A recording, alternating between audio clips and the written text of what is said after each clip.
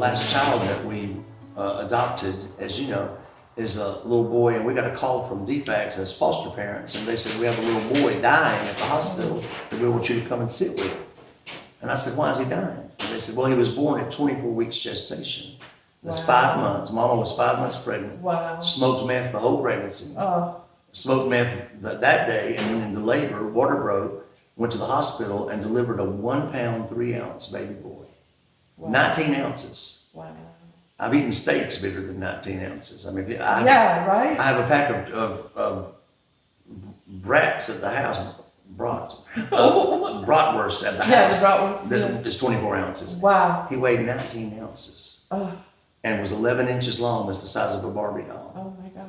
And not only was he born early, lungs were undeveloped, eyes were undeveloped, ears were, things weren't developed. But even the skin's not undeveloped if that is undeveloped, right? It can tear like tissue paper.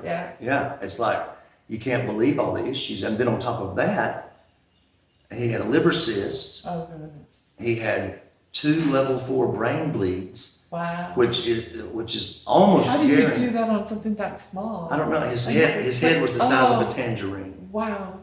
And he had 2 level 4 brain bleeds on the back of his brain, which almost always guarantees brain damage and retardation of some form. Right. It's just a fact. And the neurologist told us. So he has 2 brain bleeds the first week of his life, dies twice. They have to do blood transfusion 5 times to keep him going that first week of life. He has no daddy, no known father. Wow. And Mama abandoned him and went back to the meth house. Mama's not going to be anywhere around. Oh, right. She's good. She didn't look at him. So it's, he's laying there, and it would have been real easy for them just to call it quits on this baby. Right. Because nobody owns him. He's nobody's child. Nobody wants him in their mind. And he was 24 weeks in 1 day. And the viability cutoff is 24 weeks in Georgia.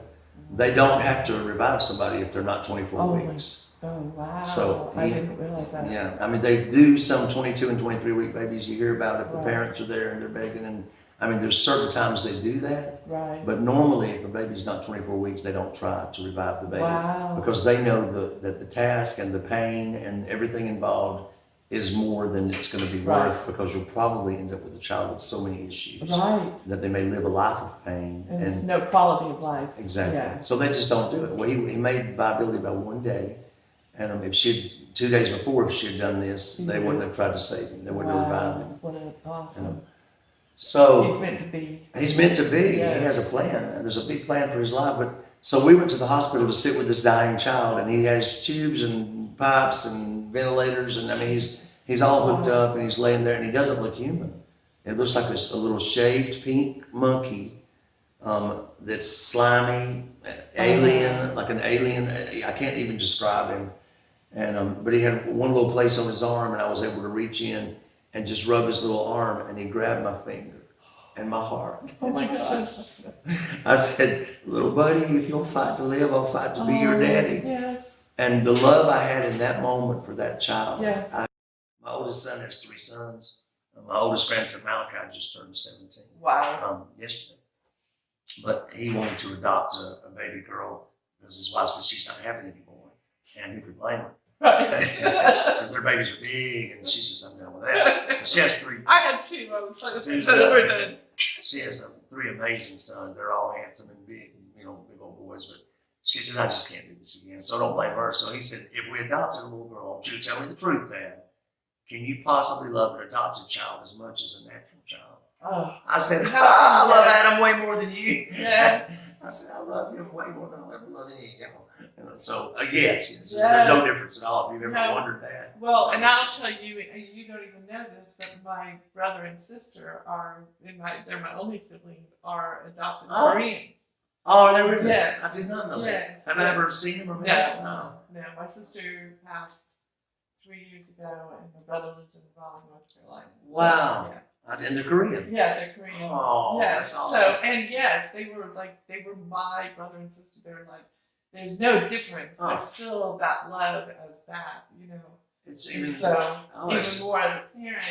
Oh, wow. You get to choose. I've never seen this rain happen before. Even though there may be some rain in the trees, but not that much. No, the sun is shining. I don't know. They can't see it. I don't know if y'all can hear this, but it keeps raining because we have a tin roof so far. I don't have the roof of this place finished, so it's just a metal roof up there. Right. Anyway, it's cool. So I'm looking at little Adam, he's grabbing my finger, and I'm making an agreement with him. And all of a sudden, all these things ran through my mind. Call the prayer chain, start get people to pray for right. him. Let's, because that's in me. It's been in me my whole life.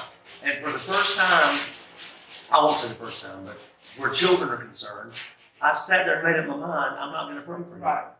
In the sense that I'm not going to ask somebody out there to look down and give me a miracle for this baby. Right. I don't know what's best for this child.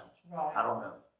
My will is I want him to live and thrive. And at that moment, because you didn't know, it was all about just love on this child while this child's here. However long that child is, love on that child. You hit the exact point. Yes. I said, what I'm going to do in this moment is I'm going to be this child's daddy and love him unconditionally with all my heart. I'm going to give him everything I have, all the love I have. I'm going to pour it right to him. And then as I shared his story with different people, others began to do the same. He would stop breathing. So you remember my post, I put up breathe for Adam. Yes. And so I didn't say pray for Adam, I said breathe for Adam. So collectively, I asked people to take 10 deep breaths while they thought about Adam. And you just wouldn't believe every time I put that up, his breathing would straighten up just in a few minutes. Yeah. As we all breathe. Now, that can't be a pattern either. I can't, No, you can't. No, absolutely. But it's got to be your own revelation. But yes, for you, in that moment of time, that was what my Google Map said to do. That's what my heart said to do. And as we breathed for him, his lungs got stronger and stronger and stronger. The doctor patted my back saying he's not going to make it through the night, and I'm knowing better. And because I just sensed this connection to this child. And I won't drag the story on, but after a few months, got to hold him because he's still alive.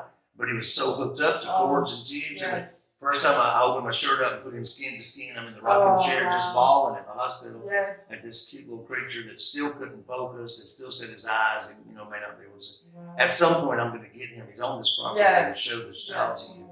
You just can't believe him. He is. He's 19 months old. He's 32 pounds. Oh my goodness. There's not a single thing wrong with him.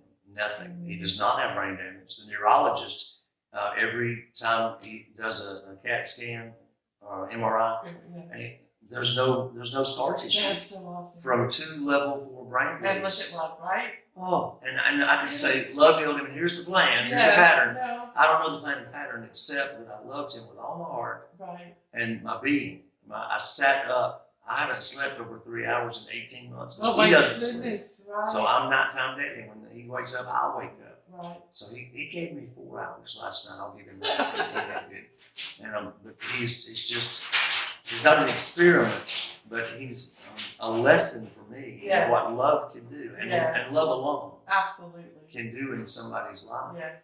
And I plan to tell him one day that he's saved by love. Right. And you can take that phrase right there and incorporate it into your Christianity or your Judaism or your Muslim faith because you believe that your God is love, so you're saved by God, you're saved by love. I'm not arguing with anybody. No. And I'm not saying I'm right and somebody's wrong. I don't care. Right. I'm not trying to convert anybody. Absolutely. I'm not trying to convince anybody. No. I used to argue with people that I was right and they were wrong. We're all right. We're all right. It's our own path. It's our own journey. It's how we find God for ourselves. And how would I know what's going on inside of you? Right. Isn't that arrogant? Right. I mean, to think that I know enough about this thing to tell you how you should believe. Right. No. It's funny what religion does to the mind. Absolutely. That ignorance and arrogance hold hands. Right. And they splash in the pool of religion often, I have found. And I'm thankful to be set free from those things. Oh, yeah. And it gives you a respect for folks, wherever they are. I can watch a TV preacher now and still respect where she is or where he is and what they're hearing and what they're seeing and what they're saying. I don't have to agree with it all the time, but I don't have to make fun of it. And you can say, well, that may work as long as they're not doing it out of fear, tactics or whatever. But if that works for you, that's your journey. Go do that. With all your heart. With all your heart. I won't judge but don't judge me if my journey's a little different than yours. I got to follow the God in me because the God in me has a place for me to go to share my love. And what is it? Tell me something about love. A characteristic that we know about love is love never fails. It can't fail. It has to win. I love I still read the Bible, I research, I use scripture, it's in me, I quote it. And I guess among my favorite passages is Paul the Apostle, when he describes love and says that nothing is greater, nothing is bigger. Love always, in his writings, love always wins. The battle of faith, hope, and love. Love's the greatest. Love's the greatest. Talking about overcoming in Romans chapter, is it 7, 8, 9, if you read through there. Talking about the love that we can't be separated from. And I love the first thing he says is death. He says neither death nor life. So death can't separate you from love. Some folks say, oh, if you die and you've not said the prayer, then you're going to burn forever. Not if God's really love. Because even if that were true and there were a lake, death can't separate you from that love. And I was talking to a religious man the other day, he's a pastor. And I say the other day, it's been weeks now, months maybe. But he's convinced that there's a lake of fire and the folks will go into it. And I said, well, tell me this about your God of grace and love and mercy that you love so much. Tell me what he would do with somebody who died without saying your sinner's prayer and being saved, and they're standing before him. Tell me why he wouldn't give them one more opportunity. He said, oh, it's got to be before you die. I said, why do you think that? Because religion taught you that. I mean, if your scenario was true, which I don't believe it is, then let me hit it from this. Why wouldn't this God of love, grace, and mercy, and when somebody dies and stands before him, say, okay, this is my son Jesus sitting over here on my right hand. And he died for your sins. I want to give you one last opportunity to look at this thing and accept it. Over here's the door to the lake of fire. And because he's full of love and grace and mercy. So why not? He says, well, because you've got to do it before you die. I said, and you have one scripture that you think says that. What is that scripture? I don't even know what that is. It says, it is appointed unto men once to die and then the judgment. That there's one verse, it's appointed unto men once to die and then the judgment. The very next verse says, so Christ died. That was our death. That was our judgment. If you want to talk about it from a Christian viewpoint, we died in Christ. In Adam, all in Christ, in Adam all died. In Christ, all are made alive. You know, we were all in Adam. We were all in Christ. His death is our death. The whole idea of Christianity is his death was our death. You know, he paid for our sins because we were there. He was lifted up, John 12 says, and he drew all men unto himself. We were there, according to Christianity, when that died. So I know their book, and by his own book, I said, look, that doesn't say that you're going to die and get judged. It says that in one death, all were judged. I said, so if you're right about Jesus forgiving sins, he forgave them all. And we were all there. The ones who go to church and the ones who weren't. It all happened for all of us at the same time. So I opened his eyes just a little bit. And I said, but if your scenario is right and people die and they stand before God, then I'm saying it's still a God of love, grace, mercy, and peace that doesn't want to cook people through eternity. Absolutely not. What kind of God would want to cook people through eternity? And you know what? I don't want that. That God, then I don't even want that. It's like, then just send me to hell, because I can't embrace that God. You know, if there's really a hell, which I don't believe there is, and I might lose a lot of people, but it's then I don't want. That's a ew God. That's why would I want to? Ew.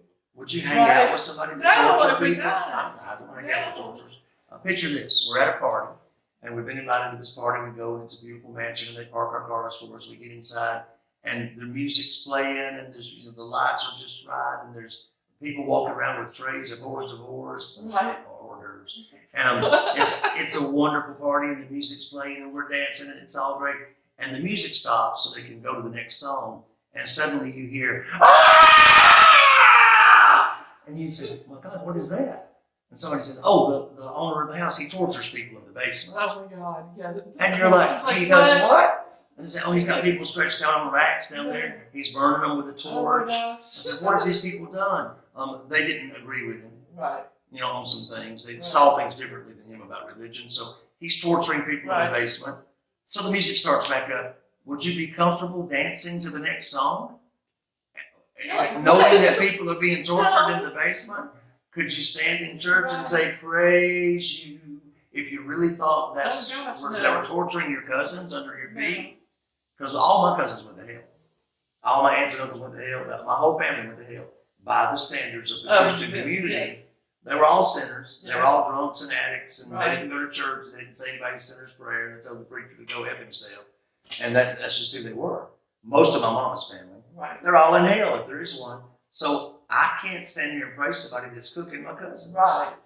It just doesn't work And for if me. we can look past, okay, because nobody's perfect, right? If we can, as their family or people on earth, look past those things and go, oh, I hope you make it to heaven, right? Then, and if we have, I mean, it just doesn't make sense how people come up with this God that created us, but we wouldn't even do that. You get what I'm saying?